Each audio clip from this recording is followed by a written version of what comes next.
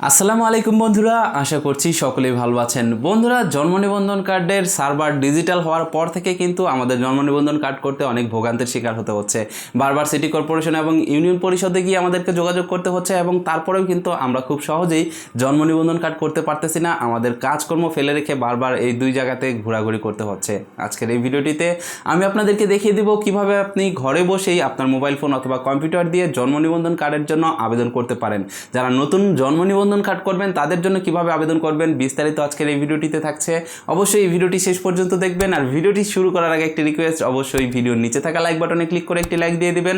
আর আমাদের এই চ্যানেলটিকে এগিয়ে নিয়ে যেতে আমাদের চ্যানেলটি সাবস্ক্রাইব করে পাশে থাকা বেল ঘন্টিটি বাজিয়ে দিবেন। তো বন্ধুরা, চলুন শুরু করা যাক।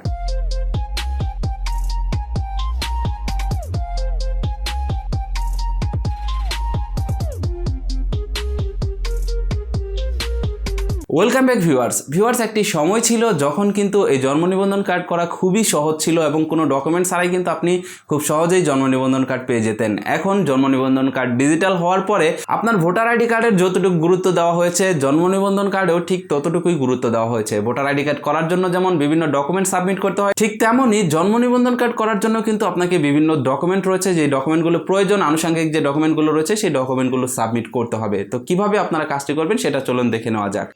নতুন জন্ম নিবন্ধন আবেদন করার জন্য আমার ভিডিও ডেসক্রিপশন বক্সে থাকা লিঙ্ক থেকে আপনারা এই সাইটটিতে চলে আসবেন। এবার এখানে দেখতে পারবেন জন্ম নিবন্ধন লেখা রয়েছে। এখান থেকে আপনি ক্লিক করবেন জন্ম নিবন্ধন আবেদন নামের এই অপশনটিতে।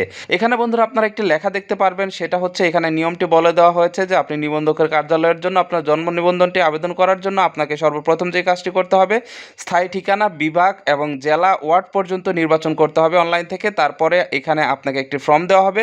সেই ফর্মের ভিতরে আপনি বাংলায়, ইংরেজিতে আপনার নাম, ঠিকানা সব কিছু পূরণ করবেন। মনে রাখবেন এখানে সংরক্ষণে ক্লিক করার পরে, তার মানে সাবমিট করার পরে আপনি কিন্তু আবেদনটি আর দ্বিতীয়বার কোনোভাবেই আপনি এখানে এডিট করতে পারবেন না। এবং আবেদন করার পরে আপনি সেই আবেদনটি প্রিন্ট করে সনদের জন্য 15 দিনের মধ্যে আপনার উক্ত যে নিবন্ধকের কার্যালয় রয়েছে, তার মানে আপনার ইউনিয়ন পরিষদ অথবা সিটি কর্পোরেশন, সেখানে গিয়ে আপনাকে যোগাযোগ করতে হবে। মনে রাখবেন এটা 15 দিনের ভিতরে করতে হবে। তো বন্ধুরা, এখানে জন্ম নিবন্ধনের আবেদন করার জন্য আপনারা নিতে সর্বপ্রথম যে ধাপটি দেখতে পারবেন সেটা হচ্ছে জন্ম নিবন্ধন আপনি কোন ঠিকানার অফিস থেকে সংগ্রহ করতে চান। মানুষের কিন্তু ঠিকানা 3টা থাকে, একটা হচ্ছে জন্মস্থানের ঠিকানা, আরেকটা হচ্ছে স্থায়ী ঠিকানা, আরেকটা হচ্ছে বর্তমান ঠিকানা। অনেকের আছে এই 3টাই একটা, আবার অনেকেই আছে যে এই 3টা আলাদা আলাদা। তো এখান থেকে আমি জন্মস্থান সিলেক্ট করলাম। যেহেতু আমি জন্মস্থান থেকে এই জন্ম নিবন্ধন কার্ডটি আমি সংগ্রহ করব, তাই এখান থেকে আমি জন্মস্থান সিলেক্ট করে আমি এখান থেকে এই পরবর্তী লেখাতে ক্লিক করলাম। পরবর্তী লেখাতে ক্লিক করলে আপনি দেখতে পারবেন আপনাদের সামনে ফর্ম চলে আসছে। এখানে আপনাকে এই ফর্মটি পূরণ করতে বলবে। এখানে নামের প্রথম অংশ এবং নামের দ্বিতীয় অংশ, মানে পরের অংশটুকু আপনারা এখানে বাংলায় লিখবেন সর্বপ্রথম। নামের প্রথম অংশ এবং শেষ অংশ লেখার পরে আপনারা নিচে দেখতে পারবেন যে নামের প্রথম অংশ ইংরেজিতে, নামের শেষ অংশ ইংরেজিতে। তো বন্ধুরা, আপনার যদি নামের প্রথম অংশ না থাকে, তাহলে শুধুমাত্র যদি সিঙ্গেল নেম থাকে, তাহলে আপনি কিন্তু এখানে শুধুমাত্র সিঙ্গেল নেমই টাইপ করবেন। সেম একইভাবে আপনি এখানে ইংরেজিতে আপনার নাম দিয়ে দিবেন। নাম দেওয়ার পরে এখানে দেখতে পাচ্ছেন জন্ম তারিখ নির্বাচন করতে বলবে আপনাকে। এখানে আপনি আপনার জন্ম তারিখটি নির্বাচন করে দিবেন। জন্ম তারিখ দেওয়ার পরে দেখতে পারবেন আপনাকে এখানে একটা নোটিশ দেওয়া হবে। নোটিশে বলা হবে যে আপনার কি কি ডকুমেন্টস প্রয়োজন পড়বে এখান থেকে এই জন্ম নিবন্ধন কার্ডটি তৈরি করতে।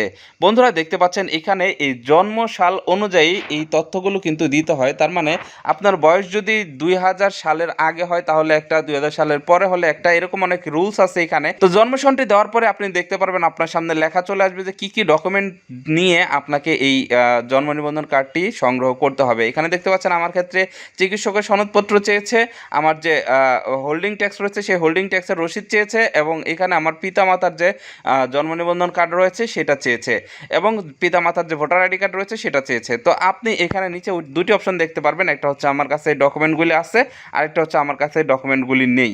তো আমার কাছে এই ডকুমেন্টগুলো আছে যেহেতু, তো আমি এখান থেকে আমার কাছে এই ডকুমেন্টগুলি আছে এই অপশনটিতে ক্লিক করে দিলাম। এবার বন্ধুরা, আমি এখান থেকে এই যে দেখতে পাচ্ছেন পিতামাতার কততম সন্তান, এখান থেকে আমি এটাও সিলেক্ট করে দিয়েছি। তো এখানে নিচে আপনারা দেখতে পারবেন জন্মস্থানের ঠিকানা। তো এখানে আপনি আপনার জন্মস্থানের ঠিকানাটা আপনি এখানে দিয়ে দিবেন। এখানে দেখতে পাচ্ছেন সর্বপ্রথম আমি বাংলাদেশ দিয়েছি, তারপরে ঢাকা বিভাগ দিয়েছি। তারপরে এখান থেকে কিন্তু বন্ধুরা আমি জেলা নির্বাচন করব এবং এখান থেকে আমি ওয়ার্ড পর্যন্ত নির্বাচন করব। বন্ধুরা, এখান থেকে আমি ওয়ার্ড পর্যন্ত নির্বাচন করেছি। ওয়ার্ড পর্যন্ত নির্বাচন করার পরে এখানে আমাকে ডাকঘর লিখতে হবে। বন্ধুরা, দেখতে পাচ্ছেন আপনারা এখানে আমাকে কিন্তু নির্বাচন করার জন্য কিন্তু এখানে 1টা 2টা 3টা 4টা 5টা 6টা অপশন দিয়েছে নির্বাচন করার জন্য। প্রথমে আমি সিলেক্ট করেছি দেশ, তারপরে সিলেক্ট করেছি বিভাগ, তারপরে এখানে জেলা, তারপরে আমার এখানে উপজেলা, তারপরে এখানে ইউনিয়ন পরিষদ এবং তারপরে ওয়ার্ড। তো আপনারা এইভাবে কিন্তু এই 6টা অপশন পূরণ করবেন। পূরণ করার পরে নিচে দেখতে পাচ্ছেন যে এখানে ডাকঘরের নাম লিখতে বলেছে বাংলায়, তো এখানে আপনার ডাকঘরের নাম তার মানে পোস্ট অফিসের নাম বাংলায় লিখবেন এবং ডান পাশে ইংরেজিতে লিখবেন। সেম একইভাবে আপনার গ্রামের নাম, পাড়ার নাম বা মহল্লার নাম যেটাই হোক না কেন সেটা বাংলায় এবং ইংরেজিতে এখানে লিখে দিবেন। লিখার পরে আপনি যে কাজটি করবেন এখান থেকে পরবর্তীতে ক্লিক করবেন। পরবর্তীতে ক্লিক করলে আপনি দেখতে পারবেন এখানে আপনার পিতা মাতার যে তথ্য সেই তথ্যটি দিতে বলা হয়েছে। বন্ধুরা, জন্ম নিবন্ধন কার্ডের যে ওয়েবসাইট সেই ওয়েবসাইট অনুযায়ী এখানে আপনি যে কোনো একজনের তথ্য দিলেই চলবে।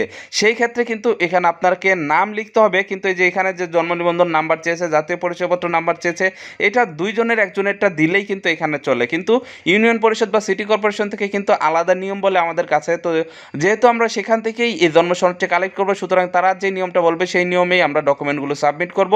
তো যদি আপনার কাছে পিতামাতার এই সকল তথ্যগুলো থাকে, যেমন আপনার পিতার জন্ম নিবন্ধন নাম্বার, আপনার পিতার ভোটার আইডি কার্ডের নাম্বার, আপনার মাতার জন্ম নিবন্ধন কার্ডের নাম্বার, আপনার মাতার ভোটার আইডি কার্ডের নাম্বার, তাহলে কিন্তু আপনি এখানে সেই তথ্যগুলো অবশ্যই দিয়ে দিবেন। তো এখানে আমি আমার পিতা মাতার জন্ম নিবন্ধনের নাম্বার এবং এখানে আমি আমার পিতা মাতার নাম সেটা আমি এখানে বাংলা এবং ইংরেজিতে লিখে দিয়েছি।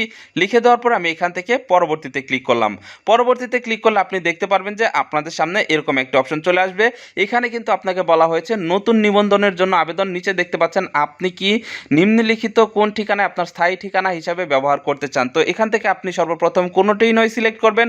কোনোটিই নয় সিলেক্ট করার পরে আপনি দেখতে পারবেন যে এখানে আপনাকে একটা অপশন দেওয়া হবে, সেটা হচ্ছে জন্মস্থানের ঠিকানা ও স্থায়ী ঠিকানা একই। তো আপনি এখান থেকে এই অপশনটিতে ক্লিক করলেই কিন্তু আপনার জন্মস্থানের ঠিকানা স্থায়ী ঠিকানা হিসাবে এখানে ব্যবহার হয়ে যাবে।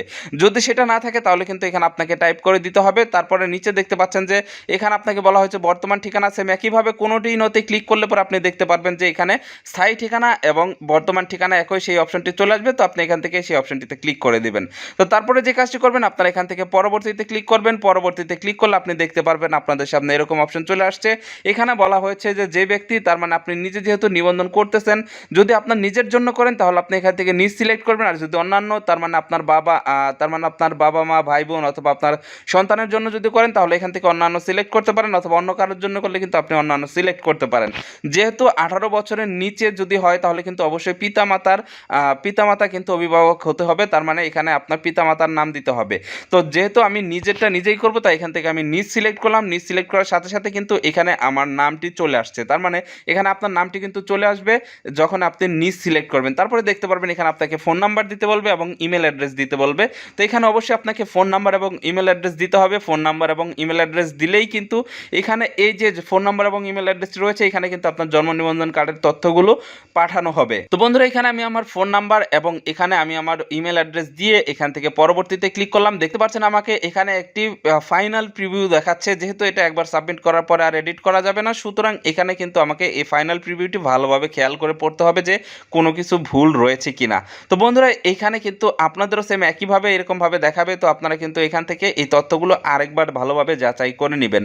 যাচাই করার পর আপনারা এটা নিচে দেখতে পারবেন সাবমিট নামের একটি অপশন রয়েছে, আপনারা এখান থেকে সাবমিটে ক্লিক করবেন। সাবমিটে ক্লিক করলেই দেখতে পারবেন যে আপনার জন্ম নিবন্ধন আবেদনটি সংশ্লিষ্ট কার্যালয়ে দাখিল হয়ে গেছে এবং এখানে কিন্তু আপনাকে একটা আবেদনপত্রের নাম্বার দেওয়া হবে। তো বন্ধুরা, এই আবেদনপত্রের নাম্বার দিয়ে কিন্তু আপনি অনলাইনে সার্চ করে আপনার জন্ম নিবন্ধনের বর্তমান স্ট্যাটাস দেখতে পারবেন। তো এখান থেকে এটা সংরক্ষণ করতে পারেন অথবা এটা না করলেও চলবে, তার কারণ ইতিমধ্যেই কিন্তু এটা আপনার ফোনে মেসেজের মাধ্যমে চলে গেছে এবং আপনার ইমেলে কিন্তু মেসেজের মাধ্যমে এই আইডিটি চলে গেছে। আপনি আপনার মোবাইল ফোনটি চেক করে দেখতে পারেন। তো বন্ধুরা, এখান থেকে আপনি দেখতে পাচ্ছেন আবেদন প্রিন্ট করুন নামের একটি অপশন। আপনারা এখান থেকে আবেদন প্রিন্ট করুনে ক্লিক করবেন এবং এখান থেকে আপনি এই আবেদনটি প্রিন্ট করতে পারেন অথবা পিডিএফ হিসাবে এখানে কিন্তু আপনারা এই আবেদনটি সেভ করে রাখতে পারেন। তারপরে এই আবেদনটি প্রিন্ট করে আপনার যে ডকুমেন্টগুলোর কথা ফার্স্টে বলেছিল জন্ম তারিখ দেওয়ার পরে সেই ডকুমেন্টগুলো সহ 15 দিনের ভিতরে আপনার নিবন্ধকের কার্যালয়ে সংশ্লিষ্ট যে নিবন্ধকের কার্যালয় রয়েছে সেখানে চলে যাবেন। তারপরে পরবর্তী যে ধাপগুলো রয়েছে সেটা তারাই আপনাকে বলে দেবে। আপনি তাদের কথাগুলো অনুসরণ করে কিন্তু আপনার জন্ম নিবন্ধনের যে কার্ড সেই জন্ম নিবন্ধনের কার্ডটি নিতে পারবেন। বন্ধুরা, মনে রাখবেন এখানে কিন্তু আপনি ভুল তথ্য দিয়ে যদি আপনি এখানে অনলাইনে আবেদন করেন তাহলেও কিন্তু আপনি সেটা কালেক্ট করতে পারবেন না, তার কারণ এটা কিন্তু শুধুমাত্র জাস্ট একটা আবেদন প্রসেস, একটা অ্যাপ্লিকেশন দাখিলের প্রসেস।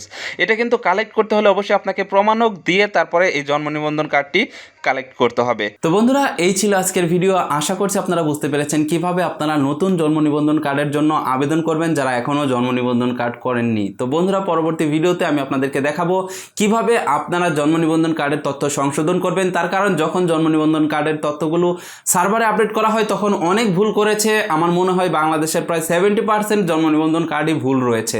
তো তারা কিভাবে জন্ম নিবন্ধন কার্ড সংশোধনের জন্য আবেদন করবে সেই বিষয়ে আমি একটি ভিডিও তৈরি করতে যাচ্ছি। যদি আপনারা চান যে এইরকম একটি ভিডিও আপনারা চান তাহলে অবশ্যই এই ভিডিওর কমেন্ট বক্সে সেটা লিখে যাবেন। আপনাদের কমেন্টের উপরে ভিত্তি করে আমি পরবর্তী ভিডিওটি তৈরি করার চেষ্টা করব। আরেকটি কথা, আপনারা যদি মনে করেন আমার এই চ্যানেলটি দেখে আপনারা কোনো কিছু শিখতে পারছেন, জানতে পারছেন, তাহলে অবশ্যই এই ভিডিওটি আপনার সোশ্যাল মিডিয়াতে শেয়ার করবেন। আর অবশ্যই আমাদের চ্যানেলটিকে এগিয়ে নিয়ে যেতে আমাদের চ্যানেলটি সাবস্ক্রাইব করে আমাদের পাশে থাকবেন। ভালো থাকুন, সুস্থ থাকুন, দেখা হচ্ছে পরবর্তী ভিডিওতে। আল্লাহ হাফেজ।